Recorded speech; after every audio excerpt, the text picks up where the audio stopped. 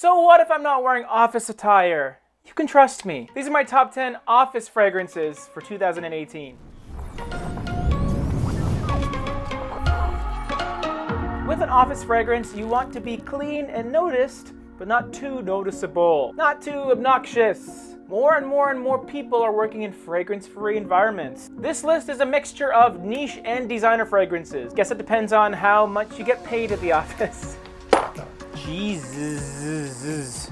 My honorable mention on this list is Bleu de Chanel Eau de Parfum by Chanel. It's not on the list just because it is fairly widely used, especially by the younger population. It's not necessarily a fragrance that is super professional. It would be suitable in a more millennial environment, but if you're a little more mature and trying to be a little more upscale, maybe check out my top 10 instead of going straight to this. My number 10 favorite office fragrance is J-ROYL by Penhaligon's. J-ROYL is a bit of a paradox because it's fairly contemporary in its classic appeal. The main note is lavender, but there is a metallic style opening that you might see in some more contemporary fragrances. Overall, it does give you a clean barbershop style, and I feel barbershop fragrances are very good in the office because it doesn't smell like a perfume, it just smells like you're very clean, manly, but not overly macho. J-ROYL is an interesting take on barbershop because it has beeswax in it. It has a waxy honey accord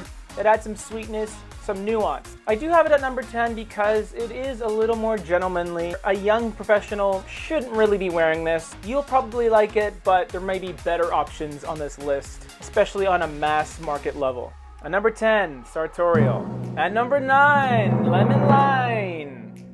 That rhyme though. With a name like Lemon Lime, you would think, okay, lemon, maybe lime, citrus fragrance. And that's how it starts. That quickly changes into an eau de cologne style of fragrance, not unlike an Eau Sauvage by Dior. It's the development that this fragrance has that makes it a great office fragrance. Because it starts off with a kick, it wakes you up out of bed so that you are ready for your 9-to-5 boring job/life.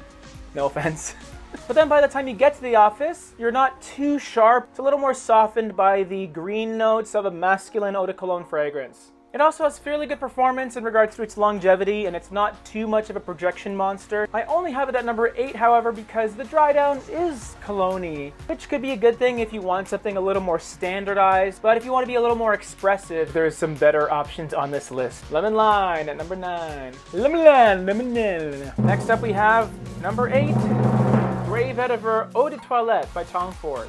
Grey Vetiver is a very clean, masculine vetiver fragrance. The note of vetiver has a damp, earthy quality to it that makes you feel grounded. It portrays a level of confidence as well. Grey Vetiver is nice because of the addition of citrus. It really cleans up the dirtiness of vetiver, and the Eau de Toilette has even more citrus. The EDT is fantastic in the warmer weather, but I will recommend the Eau de Parfum concentration in the cooler weather, especially indoors. I have the EDT because I wear this as a summer fragrance, and I want something that is a little more radiative when it comes to the citrus quality. But really the EDP, EDT are interchangeable in the grand scheme of things. It's only number 8 though because my top 7 bangers.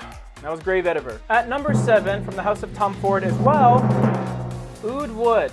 The Oud Wood is a fragrance that works beautifully, more so on skin than paper, but it also has a fantastic sillage that you have to wear to experience. Oud Wood is a fantastic fragrance for the managers, the CEOs, the CFOs. Even though it's a wearable oud fragrance, it's still a statement fragrance. You do have to have confidence to wear this in the office. But if you do have that confidence, there's almost no other better fragrance that I could recommend. It's only number 7 because it has a little bit of that polarity. More often than not, when you wear a fragrance in the office, you want to blend in and just be nice, as opposed to being completely alpha, standing out, being kind of a douche, being a bit of an ass. But if that sounds like you, number 7, Oud Wood. My number 6 favorite office fragrance is #Ultime. So we back in the mine, got our pickaxe swinging from. Let's keep this quick. Awesome fragrance, awesome performance, smells really good, a little bit classy with the rose, but still playful and professional with the ginger. It has an eau de parfum concentration, which means it's not going to push out too much and it's going to be very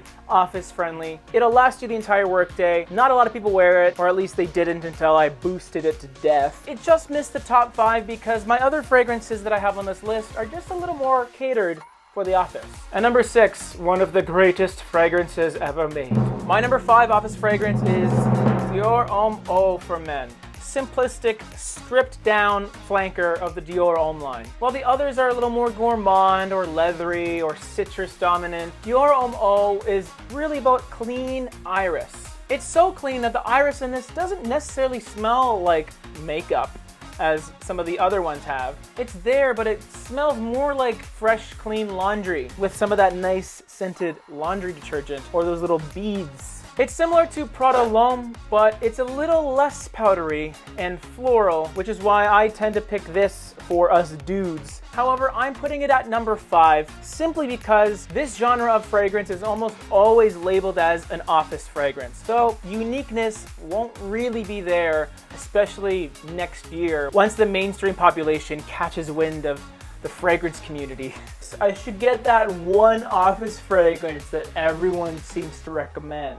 Number 5, Dior Homme Eau for men. At number 4, we got Gucci pour Homme 2. Not your typical office style fragrance. It's a sort of spicy, fresh, tea-based fragrance. Black tea to be specific. It almost has a similar vibe to something that you'd be drinking at the office. It's very hard to dislike. Extremely unique and creative, but still has a mass appealing likability. By no means is it a generic fragrance or a clone of anything else, and it can be your signature scent that no one else in your office will be rocking. The only reason I didn't put it in the top 3 is because my top 3 are just tried and true bangers.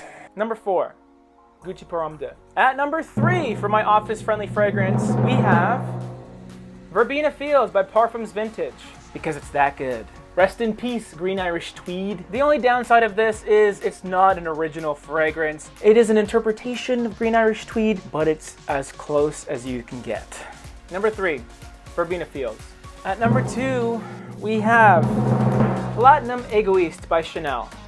Such a classy, contemporary, versatile fragrance. Going all the way back to number 10, both of these fragrances have a metallic feel to them. The metallic note in fragrances is a very contemporary, modern note that works extremely well in an office environment. Because most offices, they're going to be metallic, steel, aluminum, grays, and that's why these metallic-based fragrances lend themselves to those kinds of environments. Platinum Egoiste is a little bit aromatic with lavender, some sandalwood, some musk. It's a really great blend, and what I love about it is it doesn't try too hard. It performs so well and smells so good for so long, but never once do you feel like, oh, I'm wearing a cologne. I picked it up at the drugstore. It's like, no, with this, you're wearing a fragrance. It has an assertiveness to it and a masculinity, but it's not being shoved down your throat. But I just couldn't beat my number 1. At number 2, Platinum Egoiste. Alright guys, we got one more fragrance left on this office list. If you've been enjoying this top 10 so far and you've been enjoying the J-ROYL face, then go ahead and subscribe and click that bell icon so you can get reminded of future videos. And I'm going to figure memes have gotten 20 million views that the Obamacare. And finally, my number 1 favorite fragrance for the office. It's masculine, clean, versatile, performs very well, and it's by the house of Acqua di Parma, Ginepro di Sardegna. This fragrance has quickly become one of my favorites in my collection. Knowing it's an Acqua di Parma from the Blue Mediterranean line, it has vibrant freshness to it. It has a little bit of that citrus, but the main ingredient isn't juniper berries, which is what I thought when I was perusing them at the mall. It's just juniper. It has a lovely green woody quality to it, similar to cypress or a little bit of pine, but it has a fresh fruitiness that's mixed in so perfectly. Ginepro di Sardegna is an amazing office fragrance because the projection is always at an arm's length. It's never going to radiate further than that. Longevity definitely will last you the entire workday, and it's really pleasant, unique, and masculine. Even though it smells nothing like Creed Aventus, it works in a very similar way. There's a nice fruitiness that is very welcoming, but there's also a bit of edge to it. There's a woodiness, a green quality to it, and the way it's mixed is beautiful. I love Ginepro di Sardegna, especially for indoor professional environments. Give it a try if you haven't yet, because in my opinion, it's my number 1 office fragrance. Also an honorable mention to Amen if you don't give a f***. So there's my top 10, guys. My opinion on office fragrances. If you don't like it, then get your own opinion.